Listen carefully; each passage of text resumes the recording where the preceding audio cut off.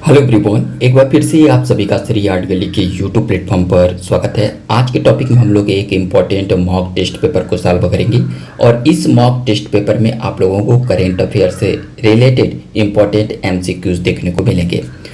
आप सभी लोगों के UP LTGSC, UP TGT PGT all India level के फाइन आर्ट टीचर की एग्ज़ाम की प्रिपरेशन करने वाले सभी आर्ट स्टूडेंटों के लिए बहुत ही इम्पॉर्टेंट आज का मॉक टेस्ट पेपर होगा। तो आप सभी लोग मेरे साथ इस मॉक टेस्ट पेपर को सॉल्व करिए और किसी भी क्वेश्चन में डाउट हो तो कमेंट बॉक्स में कमेंट करिएगा। इस सेशन का पहला क्वेश्चन आप लोगों की स्क्रीन पर है। क्वेश्चन है कि मोलेला टेराकोटा प्रमुख स्थान रखता है और इस क्वेश्चन के 4 विकल्प दिए गए हैं। ऑप्शन के रूप में जयपुर, नाथद्वारा, नागौर और जोधपुर दिया गया है। तो आप लोगों को सर्वप्रथम ये भी देखना होगा कि मोलेला टेराकोटा होती क्या है। तो आप लोग इमेज के माध्यम से देख रहे हैं कि ये मोलेला टेराकोटा की एक उल्लेखनीय और कलाकारों के द्वारा विश्व स्तर पर अपनी इस कला के अंतर्गत जो छाप छोड़ी गई है वो अपने आप में बहुत ही प्रसिद्ध मानी जाती है। टेराकोटा कहने का तात्पर्य कि पकी मिट्टी से जो रिलीफ या मूर्तियां का निर्माण कलाकारों के द्वारा किया जाता है उसको हम लोग टेराकोटा कहते हैं। और मोलेला टेराकोटा का प्रमुख स्थान जो है वो राजस्थान के नाथद्वारा का काफ़ी विख्यात है, जो कि अभी हाल ही में इसको जीआई टैग के द्वारा स्थान प्राप्त हुआ है। तो आप सभी लोग मोलेला टेराकोटा को ध्यान दीजिएगा कि राजस्थान का नाथद्वारा जो है वो मोलेला टेराकोटा के लिए प्रमुख स्थान रखता है। तो इसके अकॉर्डिंग हम लोग ऑप्शन के बी को टिक करेंगे, अर्थात Nathdwara is right answer. Next question है कि राजस्थान का क्षेत्र मकराना संगमरमर के लिए जाना जाता है। आप सभी लोगों को राजस्थान से रिलेटेड एक बहुत ही इम्पॉर्टेंट जो मकराना संगमरमर है वो भारत ही नहीं बल्कि विश्व स्तर पर अपना स्थान रखता है। भारत के उत्तर प्रदेश हो चाहे भिन्न भिन्न राज्य हो, जहाँ पर संगमरमर से रिलेटेड इम्पॉर्टेंट उल्लेखनीय ऐतिहासिक स्थल देखने को मिलते हैं, उनमें से मकराना संगमरमर का स्थान उच्च स्थानों पर रखा जाता है, क्योंकि यहाँ की जो मकराना की संगमरमर जो है वो उच्च क्वालिटी की संगमरमर मानी जाती है, जो कि अपनी विशेष उल्लेखनीय योगदान के लिए आज राजस्थान का जो मकराना संगमरमर है उसको जीआई टैग से नवाजा गया है। तो हम लोग देखेंगे कि राजस्थान का वो मकराना संगमरमर का जो क्षेत्र है वो किसके अंतर्गत आता है। ऑप्शन में नागौर, जयपुर, प्रतापगढ़ और जोधपुर दिया गया है। तो इसका बेस्ट ऑप्शन आप लोग टिक करेंगे नागौर। जो नागौर का ये जो क्षेत्र है ये राजस्थान का ही क्षेत्र है। ऑप्शन नंबर ए को हम लोग टिक करेंगे। नेक्स्ट क्वेश्चन नंबर 3 है कि कुफ्तगिरी धातु शिल्प प्रसिद्ध है। देखिए, मैं आप सभी लोगों को बताना चाहता हूं कि ये जो मैं क्वेश्चन पेपर आप लोगों को सॉल्व कर रहा हूं ये करेंट अफेयर से रिलेटेड जो राजस्थान के भिन्न भिन्न कला के क्षेत्र में जीआई टैग प्राप्त हुआ है, और आप लोगों के चाहे राजस्थान का आरपीएससी का एग्जाम हो और भारत के किसी भी राज्य से रिलेटेड जो भी उल्लेखनीय कार्य के लिए जो योगदान दिया जाता है भारत के परिप्रेक्ष्य में अंतर्राष्ट्रीय स्तर पर, उस कला को ज़्यादा पूछने की प्रेफरेंस दिया जाता है एग्जाम में। उसी के अकॉर्डिंग इन सभी जो कलाकारों को मैंने ऊपर या चाहे अभी प्रेजेंट टाइम में हम लोग व्यक्त करेंगे वो अपने आप में बहुत ही उल्लेखनीय है। चाहे वो कुफ्तगिरी धातु शिल्प है, आप सभी लोग इमेज के माध्यम से देख रहे हैं कि ये बहुत ही इम्पोर्टेंट अपना स्थान इस समय रख रहा है। तो ये देखिए कलाकारों के द्वारा जो उच्च स्तर पर जो धातु पे जो नक्काशी की जाती है, जो कला के उच्च स्थान दिए जाते हैं, वो कुफ्तगिरी धातु शिल्प जो है वो राजस्थान का बहुत ही फेमस जो क्षेत्र है उदयपुर, उसको लिए जाना जाता है। तो क्वेश्चन नंबर 3 का हम लोग राइट आंसर सी को टिक करेंगे। ऑप्शन नंबर सी को आप लोग टिक करेंगे और इमेज के माध्यम से आप सभी लोग देख सकते हैं कि कुफ्तगिरी धातु शिल्प होती क्या है। 4th नंबर का क्वेश्चन है कि औरत के चेहरे, जिसको रविन्द्रनाथ टैगोर की प्रसिद्ध कृतियों में से एक मानी जाती है, और ये जो क्वेश्चन पुटअप किया जाता है वो रविन्द्रनाथ टैगोर के अकॉर्डिंग पुटअप किया जा रहा है। तो आप सभी लोग ध्यान दीजिएगा कि औरत के चेहरे अगर कृति को ही डायरेक्ट एग्जाम में क्वेश्चन पुटअप कर लिया जाए कि इस कृति को किसके द्वारा निर्मित किया गया है, तो आप लोग रविन्द्रनाथ टैगोर जी को याद रखेंगे। तो रविन्द्रनाथ टैगोर जी के परिप्रेक्ष्य में क्वेश्चन ये है कि औरत की जो चेहरे कृति है उसमें किस रस का भाव है। आप सभी लोग इमेज के माध्यम से देख सकते हैं कि रविन्द्रनाथ टैगोर जी ने जिस कृति को निर्मित किया था इसमें उन्होंने औरत के भाव को कितनी सुंदरता के साथ इस पेंटिंग में प्रस्तुत किया है। तो आप लोग इस क्वेश्चन का ऑप्शन देखेंगे तो यहाँ पर श्रृंगार रस, करुण रस, वीर रस और हास्य रस के परिप्रेक्ष्य में इन्होंने इस कृति को निर्मित किया है। तो इसका बेस्ट ऑप्शन जो हो जाएगा वो यहाँ पर करुण रस हो जाएगा, क्योंकि आप लोग इमेज में जो औरत की मुखाकृति पर जो भाव प्रदर्शित हो रहा है वो करुण रस का भाव प्रदर्शित किया गया है। तो ऑप्शन नंबर बी को हम लोग टिक करेंगे। अगला जो क्वेश्चन है कि दुल्हन का श्रृंगार जिस कृति को निर्मित किया गया है भारत की प्रसिद्ध आधुनिक महिला कलाकार अमृता शेरगिल के द्वारा। तो क्वेश्चन ये है कि दुल्हन का जो श्रृंगार कृति है इसमें अमृता शेरगिल ने कितनी मानव आकृतियों को प्रस्तुत किया है। इमेज के माध्यम से अगर हम लोग चर्चा करें तो इस इमेज में आप सभी लोग देख रहे हैं कि यहाँ पर दुल्हन के श्रृंगार में जो औरतों को प्रदर्शित किया गया है इसमें 1, 2, 3, 4 और 5 टोटल इस इमेज में अमृता शेरगिल के द्वारा 5 मानव आकृतियों को व्यक्त किया गया है। तो ऑप्शन में अगर हम लोग देखें तो ऑप्शन नंबर सी को हम लोग टिक करेंगे। यहाँ पर ऑप्शन नंबर सी में 5 उल्लेखनीय है। इस शीर्षक को भी आप लोग नोट करेंगे कि दुल्हन का श्रृंगार कृति को किसके द्वारा निर्मित किया गया है, तो अमृता शेरगिल के द्वारा। अमृता शेरगिल ने कैनवास पर इसे ऑयल पेंटिंग में ऑयल कलर में निर्मित किया है और बहुत ही उल्लेखनीय कृतियों में से एक मानी जाती है दुल्हन का श्रृंगार। 6 नंबर का है कि कपोत मामला शैली का विकास हुआ। देखिए कपोत मामला शैली आप लोगों को बहुत ही स्टूडेंटों को ये भी समझ में समय आएगा कि कपोत मामला शैली आखिर है क्या। बहुत सारे स्टूडेंट इसके बारे में जानते भी नहीं होंगे और बहुत सारे स्टूडेंट इसको जानते भी होंगे। तो मैं आप सभी लोगों को एक संक्षिप्त रूप में बताना चाहता हूँ। देखिए ये डिस्कशन का सब्जेक्ट नहीं है। अगर आप लोगों के बहुत सारे रिक्वेस्ट होंगे तो हम लोग एक एक क्वेश्चन पर नेक्स्ट टाइम डिस्कस करेंगे। तो आप लोग कमेंट बॉक्स में कमेंट करिएगा और अभी तक वीडियो पसंद आ रहा है तो प्लीज़ लाइक जरूर करिएगा। कपोत मामला शैली के बारे में अगर बात करें कि दक्षिण भारत में जिन भिन्न भिन्न राजवंशों के अंतर्गत जिन शैलियों का विकास हुआ था उन शैलियों में से एक कपोत मामला शैली एक विशेष प्रकार की शैली मानी जाती है और इसके अंतर्गत जो राजवंशों का विकास हमें इस शैली में देखने को मिला, चाहे वो पल्लव वंश हो, चाहे चोल वंश हो, चाहे पांड्य वंश हो, भिन्न भिन्न राजवंशों के अंतर्गत इस शैली का विकास हमें देखने को मिलता है।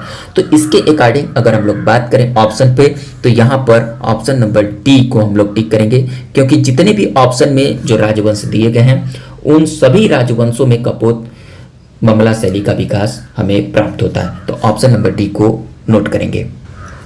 नेक्स्ट 7 नंबर का क्वेश्चन है कि स्क्रीन प्रिंटिंग का विकास हुआ। कहने का तात्पर्य यह है दोस्तों कि स्क्रीन प्रिंटिंग जो है एक अपने प्रकार की उन्नत प्रिंटिंग की तकनीक मानी जाती है और क्वेश्चन जो पुटअप किया जा रहा है कि स्क्रीन प्रिंटिंग का जो विकास हुआ वो किस सन में हुआ, आप सभी लोगों को जानना बहुत ही इंपॉर्टेंट है। मैं आप सभी लोगों को संक्षिप्त में बताऊं कि स्क्रीन प्रिंटिंग जो एक तकनीक होती है इस पे स्क्यूजी के माध्यम से जो नायलॉन का जो फ्रेम पर लगाई गई जो मास्क होती है उसके माध्यम से जो रंग होते हैं वो छन कर जो है वो इमेज के माध्यम से प्रस्तुत होते हैं। तो ये एक उन्नत प्रकार की टेक्निक मानी गई थी और इसका विकास जो होता है आप सभी लोगों को ध्यान देना होगा। ऑप्शन नंबर में दिया गया 1907, 1910, 1915 और 1925। तो इसका जो उन्नत विकास होता है वो 20वीं शताब्दी के प्रारंभ में, अर्थात हम लोग कह सकते हैं कि 1910 ईस्वी में इसका विकास हमें प्राप्त होता है। तो ऑप्शन नंबर बी को हम लोग टिक करेंगे 1910। बहुत ही इंपॉर्टेंट ये टेक्निक है स्क्रीन प्रिंटिंग। अक्सर एग्जाम में ये क्वेश्चन पुटअप कर रहा है कि स्क्रीन प्रिंटिंग में जैसे कुछ इसके पार्ट को पूछ लिया जाता है कि स्क्वीजी का विकास या स्क्वीजी का प्रयोग किस टेक्निक में करते हैं प्रिंट मेकिंग में, या स्क्वीजी में किस कपड़े का प्रयोग करते हैं, या स्क्रीन प्रिंटिंग में जो है वो किस क्लॉथ का प्रयोग करते हैं, इसके मैथ के बारे में पूछ लिया जाता है। तो आप सभी लोग हर एक टर्म ऑफ कंडीशन को समझने की कोशिश करिएगा और इमेज के माध्यम से मैं आप सभी लोगों को दिखाने की कोशिश किया हूँ कि स्क्वीजी हो।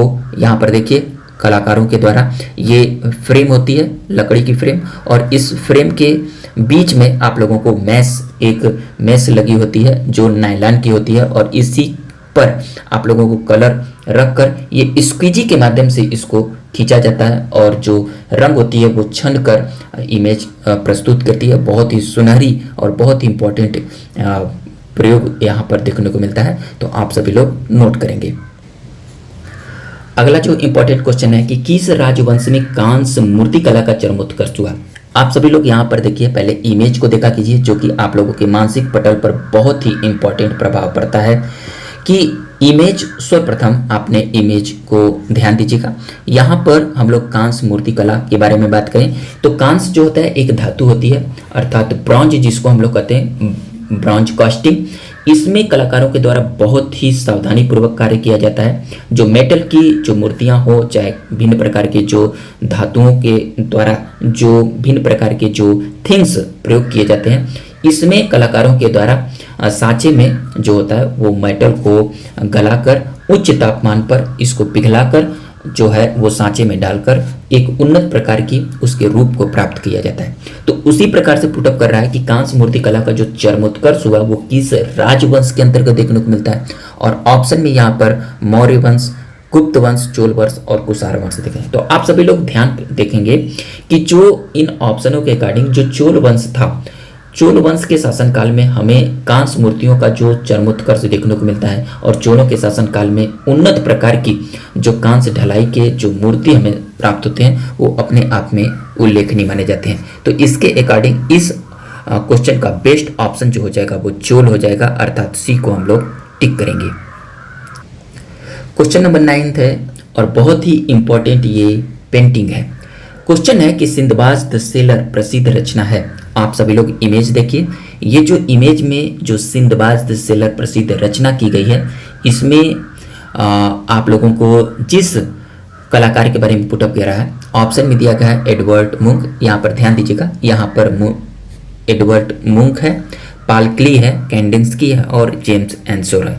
तो इस क्वेश्चन का जो बेस्ट ऑप्शन हो जाएगा वो पाल क्ली हो जाएगा, क्योंकि पाल क्ली के उल्लेखनीय कृतियों में से एक मानी जाती है सिंदबाज द सेलर, जिसको पाल क्ली के द्वारा बहुत ही सुंदरता के साथ कैनवास पर ऑयल कलर में इसको क्रिएट किया गया है और उन्नत किस्म की इसमें प्रस्तुति की गई है पाल क्ली के द्वारा।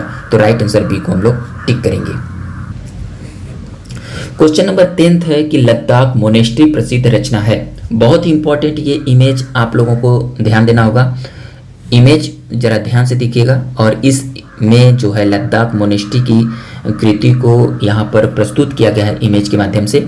और ऑप्शन जो पुटअप किया गया है हरेन दास, कृष्ण खन्ना, राम कुमार और विमान सुंदरम। तो ये भारतीय कलाकारों में इस शीर्षक पर कार्य किया गया है लद्दाख मोनेस्ट्री, और इसके प्रसिद्ध कलाकार माने जाते हैं राम कुमार। और ऑप्शन नंबर सी को हम लोग टिक करेंगे। 11वें नंबर का क्वेश्चन है कि दुपट्टे में 3 औरतें किसकी रचना है। वेरी वेरी इंपॉर्टेंट ये क्वेश्चन है, दुपट्टे में 3 औरतें। अगर डायरेक्ट ये भी क्वेश्चन पुटअप कर ले या इसके बारे में पुटअप करे तो याद आप लोगों को रखना हो जाएगा। और ऑप्शन में जतीन दास, विमान सुंदरम, हुसैन और राम कुमार दिया गया है। तो दुपट्टे में 3 औरतें इस पेंटिंग को निर्मित करने वाले भारत के प्रसिद्ध और बहुत ही उच्च दर्जे की ख्याति प्राप्त करने वाले अंतर्राष्ट्रीय स्तर के कलाकार हुसैन साहब, जिनको आप लोग MF हुसैन के नाम से जानते हैं, और इनके द्वारा ही इनकी प्रमुख कृतियों में से एक मानी जाती है दुपट्टे में 3 औरतें। अर्थात इस क्वेश्चन के राइट आंसर सी की तरफ हम लोग प्रवेश करेंगे। क्वेश्चन नंबर 12 को सॉल्व करेंगे। यहाँ पर ऑप्शन में दिया गया है भिन्न भिन्न कलाकारों के नाम, और यहाँ पर जो शीर्षक है कि होप एंड डिस्पेयर 21 सेंचुरी। देखिए दोस्तों थोड़ा सा ध्यान दीजिएगा, यहाँ पर ये जो है इसको आप लोग 21 पढ़िएगा, 21 century. Hope and despair 21 century कृति को किसके द्वारा निर्मित किया गया है। ऑप्शन में भूरी सिंह शेखावत, रवि साखलकर, राघव कनेरिया और अंकित पटेल दिया गया है। तो इस कृति को निर्मित करने वाले भारत के प्रसिद्ध और राजस्थान के प्रमुख कलाकार जो हैं वो रवि साखलकर के द्वारा निर्मित किया गया। तो ऑप्शन नंबर 12 का राइट आंसर जो होगा इस कृति को निर्मित करने वाले ऑप्शन नंबर बी रवि साखलकर के रूप में जाना जाता है। क्वेश्चन नंबर 30 के ऊपर बात करें कि रवि साखलकर का पूरा नाम क्या है। बहुत इंपॉर्टेंट, ये राजस्थान की कला इतिहास में अपना स्थान रखते हैं और इनका जो पूरा नाम है वो अक्सर एग्जाम में क्वेश्चन पुटअप किया गया है, तो उसी से रिलेटेड आप लोगों के क्यूरी थे, तो आज मैं सॉल्व करा रहा हूँ कि रवि साखलकर जी का पूरा नाम क्या है। ऑप्शन ही दिया गया है राजा विश्वनाथ साखलकर, रत्नाकर विनायक साखलकर, रवि साखलकर और रविंद्र साखलकर। तो इनका डिटेल में अगर नाम के ऊपर अगर चर्चा करें तो इनका नाम है रत्नाकर विनायक साखलकर। तो ऑप्शन नंबर बी को हम लोग टिक करेंगे। और इनके बारे में अगर बात किया जाए रवि साखलकर जी को, तो रत्नाकर जो रत्नागिरी है, जो कि महाराष्ट्र की बहुत ही फेमस एक पहाड़ी है, महाराष्ट्र, इसको आप लोग नोट करेंगे। और यही रत्नागिरी में रवि साखलकर जी का जन्म जो होता है वो 1918 ईस्वी में होता है और इन्होंने अपनी उच्च दर्जे की पढ़ाई की। उसके बाद इनकी कला में ख्याति होने के कारण इन्होंने कला के क्षेत्र में उल्लेखनीय कार्य किया। तो रवि साखलकर जी को आप लोग याद रखिएगा, अगर किसी प्रकार से एग्जाम में क्वेश्चन पुटअप करे तो रवि साखलकर का पूरा नाम है Ratnakar Vinayak Sakhalkar. Option number B को हम लोग टिक करेंगे। क्वेश्चन नंबर 14 को हम लोग सॉल्व करेंगे। क्वेश्चन है कि प्रसिद्ध कृति परसेप्शन ऑफ उदयपुर किसकी रचना है। और ऑप्शन के अकॉर्डिंग अगर हम लोग देखें, यहाँ पर सुरेश शर्मा, पी.एन. चोयल, रवि साखलकर और भूरी सिंह शेखावत दिया गया है। तो ये जो क्वेश्चन पुटअप कर रहा है वो राजस्थान के प्रसिद्ध कलाकारों के परिप्रेक्ष्य में पुटअप किया रहा है। और आप सभी लोगों को जानना होगा कि परसेप्शन ऑफ उदयपुर, इस कृति को याद रखना होगा कि ये किसके द्वारा निर्मित किया गया है। तो इसका बेस्ट ऑप्शन जो होगा वो पी.एन. चोयल। पी.एन. चोयल जी के अगर बारे में बात करें तो इनका पूरा नाम है परमानंद चोयल, जिनका जन्म जो होता है याद रखेंगे आप लोगों को 1924 ईस्वी में राजस्थान की कोटा शहर में इनका जन्म होता है। और कला के इतिहास में इन्होंने उच्च दर्जे का स्थान प्राप्त किया और इनको भैंसों के चितेरे के नाम से जाना जाता है, क्योंकि इन्होंने भैंसे के ऊपर भिन्न भिन्न कार्य किया। उनकी चाहे जो भाव हो या चाहे उनकी मुद्राओं हो, उस पर इन्होंने विशेष ख्याति प्राप्त की। इसलिए परमानंद चोयल अर्थात पी.एन. चोयल जी को याद रखेंगे और ऑप्शन नंबर बी को टिक करेंगे। क्वेश्चन नंबर 15 है कि सुरेश शर्मा के कला गुरु रहे। सर्वप्रथम याद रखना होगा आप लोगों को कि सुरेश शर्मा आखिर है कौन, क्योंकि राजस्थान की कला में इनका विशेष स्थान है। और सुरेश शर्मा ने जो कला के क्षेत्र में जो कार्य किए हैं, जो इन्होंने शिक्षा लिए हैं, वो अपने आप में बहुत ही उल्लेखनीय वो शिक्षा का केंद्र है। ऑप्शन के रूप में राम किंकर बैज, अवनींद्र नाथ, डी.पी. रायचौधरी और शैलेंद्रनाथ डे दिया गया। तो अगर हम लोग सुरेश शर्मा के बारे में बात किया जाए तो इन्होंने कला की शिक्षा जो है वो पश्चिम बंगाल की शांति निकेतन से लिए थे। और इनके जो गुरु रहे हैं, जिनके सानिध्य में इन्होंने इस कला की शिक्षा ली है, वो राम किंकर बैज रहे हैं और भिन्न भिन्न आर्टिस्टों के संपर्क में इन्होंने कार्य किया है। तो आप लोग ऑप्शन नंबर ए को टिक करेंगे, राम किंकर बैज। नेक्स्ट क्वेश्चन है कि राम जायसवाल का जन्म कहाँ हुआ। दोस्तों इस क्वेश्चन के 4 विकल्प दिए गए, राजस्थान, महाराष्ट्र, दिल्ली और उत्तर प्रदेश। तो मेरा आप लोगों से एक रिक्वेस्ट है कि आप लोग, मैं चाहता हूं कि इस क्वेश्चन के आंसर आप लोग कमेंट बॉक्स में कमेंट करें। जिन जिन बच्चों को आता है तो भी और नहीं आता है तो भी अपनी जो अंदर की जो जुजुक्सा है उसको प्रदर्शित करें और आप लोग बताएं कि राम जायसवाल जी का जन्म जो हुआ है वो कहाँ हुआ है। मैं आप सभी लोगों को बताना चाहता हूं कि राम जायसवाल जी जो हैं वो राजस्थान के कला इतिहास में अपना उच्च स्थान रखते हैं कला के क्षेत्र में। तो राम जायसवाल जी को आप लोगों को जानना बहुत ही इंपॉर्टेंट है, क्योंकि इनसे रिलेटेड अक्सर एग्जाम में क्वेश्चन बनते हैं। तो इनके बारे में आप सभी लोग बताइए और मैं इस क्वेश्चन का जो आंसर है वो नेक्स्ट मॉक टेस्ट में प्रोवाइड करूंगा। परंतु आप लोग ध्यान दीजिए, आप लोग पूरी ईमानदारी के साथ इस मॉक टेस्ट पेपर में जितने भी क्वेश्चनों को आप लोगों ने सही सही सॉल्व किया है कमेंट बॉक्स में कमेंट करिए। और मैं आप सभी लोगों को एक सूचना देना चाहता हूं कि जो आप लोगों की जो LT GIC की वैकेंसी है उत्तर प्रदेश की, या उत्तर प्रदेश की UP TGT PGT की जो वैकेंसी है, आप लोगों को दोस्तों न्यूज के माध्यम से आप लोगों को पता चल चुका होगा कि आप लोग अब अपनी तैयारी को बहुत ही अच्छे लेवल पर करिए, क्योंकि जो आप लोगों के पेपर के जो स्टैंडर्ड है पूरी तरह से चेंज हो चुके हैं।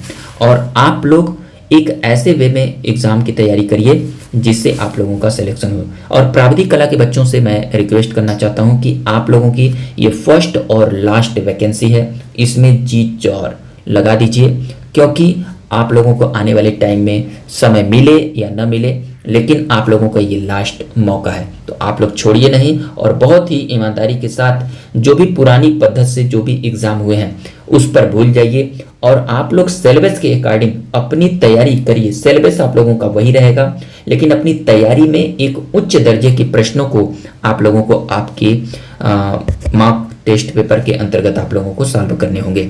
और आप लोग देखेंगे कि जो इस बार की 2022 की टीजीटी की एग्जाम या पीजीटी की एग्जाम होंगे उसमें क्वेश्चनों का जो लेवल होगा वो बहुत ही अच्छे लेवल पर प्रश्न पुटअप किए जाएंगे।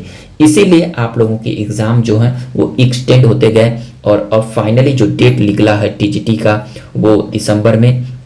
तो आप लोग अपनी तैयारी को कंटिन्यू करते रहिए।